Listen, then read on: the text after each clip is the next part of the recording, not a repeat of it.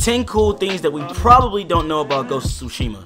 Let's get into this, man. This video dropped like a couple days ago, you know what I'm saying? Close to a week ago. I just haven't gotten into it. This sounds pretty interesting, bro. So let's go ahead and get into this, man. You know what I'm saying? Shout out to Sucker Punch and everybody. Shout out to Gamerbolt for dropping this video as well. And let's go.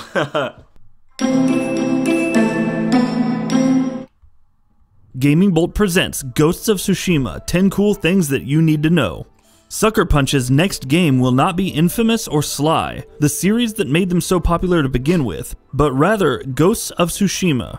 Ghost of Tsushima is an action-adventure game set in feudal Japan, and when its gameplay was unveiled on Sony's E3 stage, the one thing that stood out more than anything was its gorgeous open world. Yes, sir! A lush realization, seemingly, of the historical setting that it seeks to emulate. The game is expected to launch next year, and there are a ton of things that we don't know about it, but we do know a bit, so let's take a look at 10 cool things that you need to know about Ghosts of Tsushima.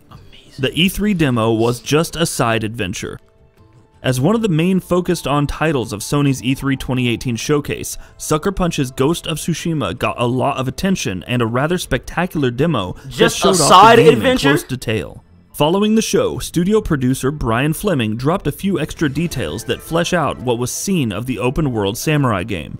Apparently, only a small slice of the vision they have for the world and combat. Fleming placed the game in the year 1274 in feudal Japan under Mongol invasion, with the story itself being original and not so much based on a historical event, allowing for some fantastical elements. The player is Jin Sakai, a samurai with some nebulous past and tragic history that we'll hear more about when we play. While the demo featured Masako, the Onabugeisha, or female samurai, and she does join Jin on his quest out of a mutual desire to protect their homeland, she will be far from the only character joining Jin, with Fleming stating that she is but one of many side characters who will all have their parts to play. He also revealed that the demo was just a side adventure off the game's main path. A side adventure? Choice between stealth and combat. Speaking to Gaming Bolt during this year's E3, Sucker Punch co-studio head Chris Zimmerman noted that the game will allow players to choose between stealth and combat, ultimately enabling either or both playstyles, so players can choose to play the game their own way. It's up to you really as a player, Zimmerman said.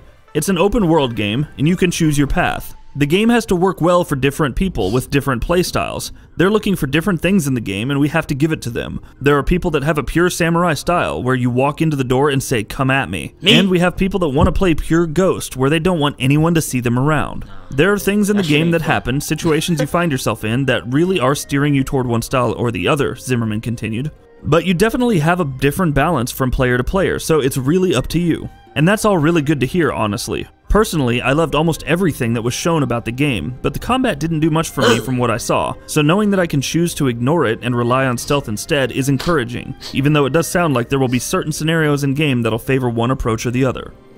The map will make you feel epic. Sometimes we are. The world of Tsushima stands out the most thanks to its striking visuals and art style. Set in 1274 during the Mongol invasion of Japan, the island is the setting of beauty and strife alike. Sucker Punch co-studio head Chris Zimmerman told us about his thoughts about the overall size and scale of Tsushima. Just how big would the open world be? Zimmerman responded, "We can't talk about numbers. You have a set of expectations about how big the world is, and those will be met. This will be more of a sort of inside baseball answer. It's easy to make the game too big." But the real measure of a game world from my point of view isn't how big it is, how many square kilometers it is, but rather how long it takes you to walk across it. When you walk from one end of Tsushima Island to the other, you're gonna feel like it was epic. We're hoping this means that there will be a number of sights and sounds to explore, perhaps different activities and points of interest to scope out. Given how the demonstration at E3 2018 was just a side quest, we definitely are interested in how the rest of the world shakes out. Not just a hack and slash game. Speaking to Gaming Bolt, Chris Zimmerman, the co-founder and co-studio head for Sucker Punch, mentioned that the combat was designed to be like a brawler, one that would require a lot of different kinds of skills from the players because of how it's structured. Thank you, God. I love skill games. If it were hack and slash, the live demo player wouldn't be nervously practicing before every demo, Zimmerman said. It's a brawler. It's skill-based in a bunch of different directions. The heart of the game is that in the demo you've seen 3 guys getting into a fight with them and knowing that you're in danger, knowing that you have to be on top of your game fighting those 3 guys. It's really out of the ordinary if you think about it. You have lots of games where fighting 1 guy is hard, but then you have lots of games where fighting 20 guys as hard. But 3 ends up being an interesting number. It gives the game sort of a fresh feel. Depending on how this is executed, for example, will the other 2 guys be passive until you lock onto them, or can you get swarmed by them? Right. What's their level of ability? There actually could end up being a certain kind of rhythm to the game's combat, even in spite of my perceived misgivings at the moment. Samurai-specific features will surprise you. Aside from the main story and side quests, what else does the island of Tsushima hold for erstwhile players? All kinds of stuff, said Chris Zimmerman. While he didn't provide explicit details, it does seem like there will be certain samurai activities that players can undertake. Zimmerman said, I think the way to think about that, because I'm not going to answer it really, is that it's a game about being a samurai, right? The reason is that it's such a powerful fantasy, and I can tell you, okay, you're going to be a samurai, and you immediately start thinking of the things that you want to do. Right. And if you can think of something that you'd want to be able to do as a samurai, I guarantee you we've tried to figure out how to fit it into the game. And as time goes on, we'll be showing more of that stuff, but we've got to keep some secrets, right? You want to be surprised when you play the game. You don't want to know everything. Actual samurai. We already know that the developers of Ghost of Tsushima are quite ambitious when it comes to what they want to achieve with this game, and we've seen some behind-the-scenes footage that showcase just how much work they're putting in to get the historical details right. So how right do they want to get those details? Well, Sucker Punch shared some pictures on their official Twitter account that showed them working with some actual real-life samurai for the game's development. One of them was Masakumo Kiwami, who is the 10th Grandmaster of Tenshin Ryu Hyohu, and the other was assistant instructor Ryusetsu Ide. Tenshin Ryu Hyohu is a martial arts school in Tokyo, in case you're wondering, that was founded in the 17th century, and it teaches the traditional art of the sword, Kenjutsu, the art of drawing the sword, Barojutsu, and also teaches the use of various other weapons, such as the spear and chain sickle. It looks like Masakumo Kiwami was also excited to work with the game's developers, because he shared the following words on his Facebook page, quote, "We were invited for Ghost of Tsushima. It's an exciting encounter of the newest game and traditional techniques." So yeah, that's dedication to authenticity for you. They brought in actual samurai just to get things right. It should be interesting to see how and where it translates in the actual game itself. That's how it's supposed to be, yo. Being a PlayStation exclusive is good pressure.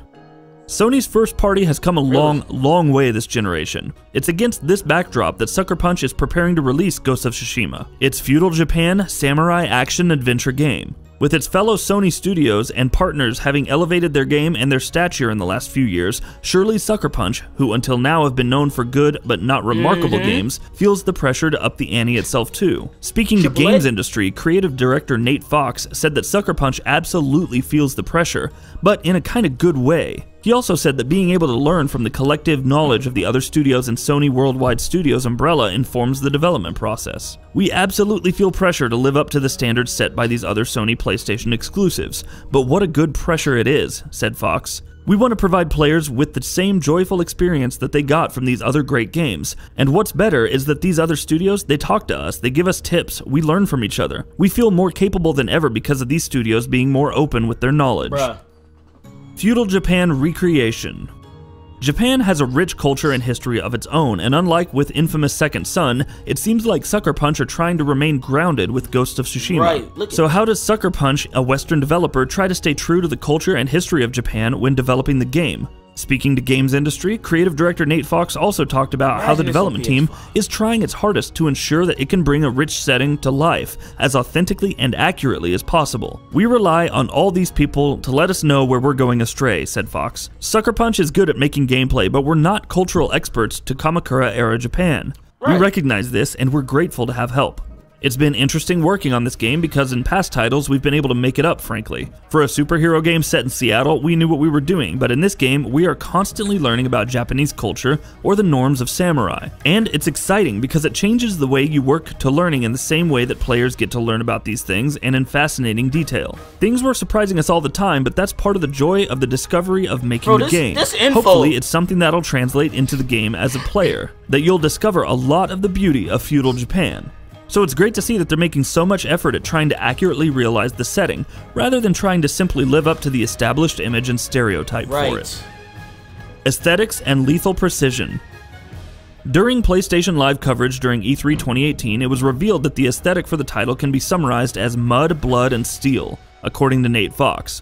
The visual presentation borrows a very Japanese design concept with the focus on minimalism, though the final game will have a UI, and we didn't see one to give the demo a more cinematic feel. Through the style, Fox hopes that players will get lost within the game's setting. As reported before, the demo showcased a side mission, which Fox suggested that the storyline of said mission was about good people making bad decisions. If you look carefully, you'll see the duel between Jin and Misako taking place in the open world, with a Mongol patrol in the background. The game's lethal precision feature is core to the game, and as Fox describes it, quintessential samurai combat, building the tension of a fight long before the swords ever leave the sheath. The game will allow players to go to any place that they can see.